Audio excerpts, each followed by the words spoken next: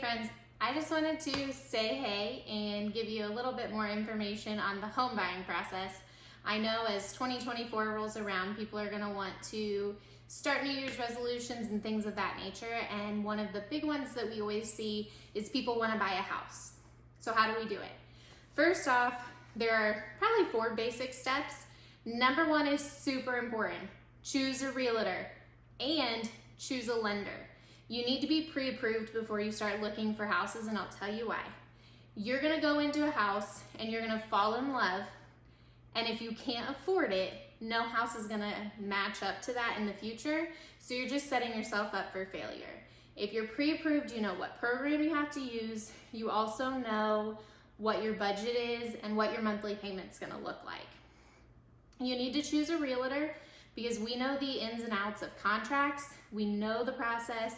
We do this every day. This is our job, our career, so it definitely makes your life a lot easier to have a professional in your corner. I guarantee it. Step number 2 is start looking for homes.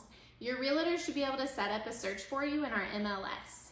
That's our multiple listing service, and that's where Zillow, Realtor.com, all of those websites get their information anyways. They take a little while to update, so as a realtor, we can set up a search for you and you get that information as soon as new houses hit the market, as long as they're within the parameters you've given us. We can check out houses, and then when we find the one, we can write an offer. Step number 3 are the ins and outs of the contract. You need to submit all of your application information and documents to your lender. You're going to submit earnest money to the listing agent. Usually it's like $500 here in this area. It can be a little more or a little less depending on each situation. You're also going to have your home inspected. That way you know what issues you're walking into, and if there are any that aren't disclosed, you can ask to have those repaired. Then you have an appraisal done. The appraisal and the inspection are 2 different things. Inspections are not pass or fail. They just give you information. The appraisal, those are more pass or fail, not necessarily pass or fail, but the appraisal has to happen by the lender. The lender orders them. And then the home has to appraise for the value you've agreed to buy it for, unless you're paying cash. And then depending on the program you use, it also has to have certain conditions met. If you use FHA or USDA or VA, there are definitely more stringent restrictions on the condition of the home versus if you use a conventional loan. And then step 4 is your final walkthrough and your closing.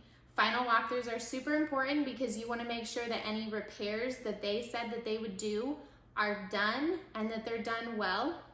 There's no new damages to the house that you didn't agree to purchase or anything like that.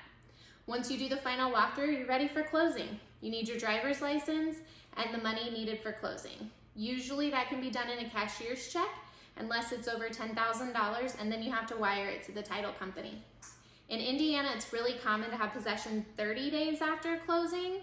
Their homeowner's insurance and your homeowner's insurance are both valid and effective during that time period, so you don't have to worry. But we often have people who have to buy houses to leave houses, and we don't want them to be homeless in between. But seriously, number 1 is super important, and I guarantee if you follow these steps in order instead of trying to skip to the finish line, you're gonna have such a more successful and enjoyable home buying process. So if you're ready to get started, I would love to be the realtor that you chose, but also I'd love to set you up with a lender so that we can get you pre-approved and get you headed on the right way for 2024.